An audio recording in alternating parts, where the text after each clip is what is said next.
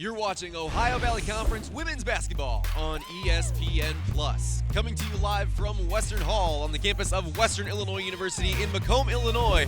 Today's game features the University of Southern Indiana Screaming Eagles and the host Leathernecks of Western Illinois University. Good afternoon, fans. I'm Levi Meyerhofer alongside Jalen Short. And Jalen, Southern Indiana has already locked down that OVC regular season title. Who has been the player that has made this team so dominant this season? It has to be junior guard Vanessa Shafford. I mean, she's kind of what makes this team go. She makes her teammates better. She does everything on the floor. She's had a lot of double-doubles in this season thus far, and that's why her team is the top in the conference, and hopefully she can have another double-double today. On the other hand, the Western Illinois Leathernecks are currently on a 3-game skid. Who has to step up for the Leathernecks to turn this one around? It has to be Reagan McCowan. You know, she's only a freshman, but she has to impose her will in the paint today. She has to make her presence felt early in this game to, you know, essentially have her team come out on top today. And, you know, like you said, they were on a 3-game skid, but, you know, if she comes out aggressive today, that may end. Those players to watch presented by Johnston's. Johnston's, the official recognition company of the OVC. You're watching Ohio Valley Conference Women's Basketball on ESPN+.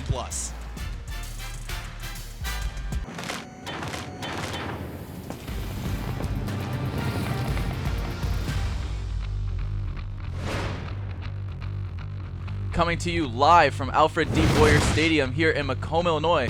We have Game 3 of this conference series between the UT Martin Skyhawks and the Fighting Leathernecks of Western Illinois.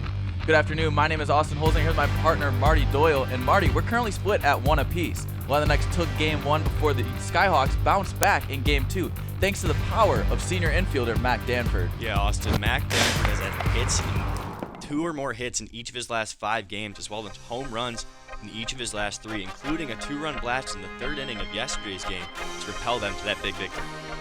Yeah, now switching over to the Leathernecks, their offense did enough in Game 1, but was outshined in Game 2. However, in both of those games, junior outfielder Liam Bushy has continued to swing a hot bat. Yeah, Liam Bushy had himself a week against some tough competition too. He had the game-winning base hit over Cincinnati and didn't stop there, hitting .588 on the week with 4 RBIs.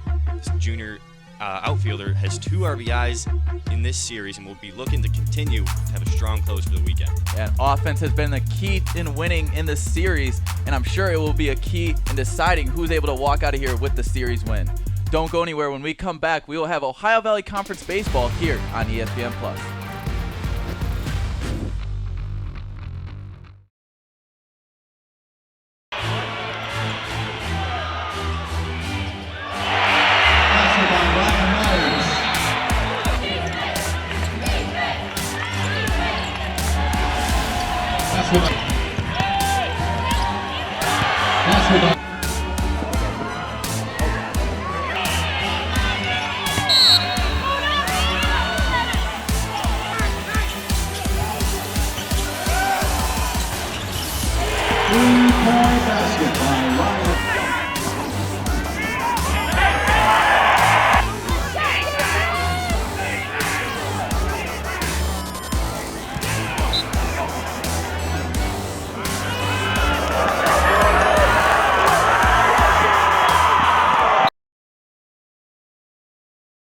A woman named Mary Palan, who works for the New York Times, is writing an article about Monopoly and starts to delve into it and what are the origins of this game, and finally gets to the point where she realizes this is more than an article, it's going to be a book. And through that process, she discovers Lizzie McGee. She discovers where she was born, here in Macomb, Illinois. And she tells that story, and it's really kind of changed the history now of this game. Well, Elizabeth, or Lizzie McGee, is a woman that was born here in Macomb in May of 1866, right after the Civil War. Her father was a prominent newspaperman who owned the Macomb Daily Journal and was a friend of Abraham Lincoln and a supporter. And so that type of history, in fact, her father was a gentleman who actually talked to Abraham Lincoln when he was here to go get a photograph taken of him.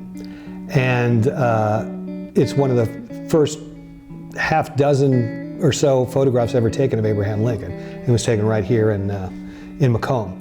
So that history there is important to just alone important to this town and what we do here.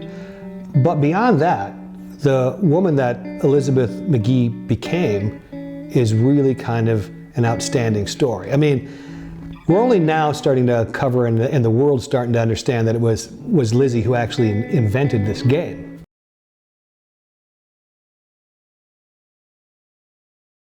With Halloween over, you may be wondering how you can properly dispose of your pumpkins. Well, the Macomb Park District is hosting the first ever Pumpkin Smash event to dispose of your pumpkins. Superintendent of Events at the Park District, Kara Sahagan, talks about why they decided to host one and the benefits of recycling pumpkins. It is a big problem with putting pumpkins into landfills and causing methane gas into our atmosphere.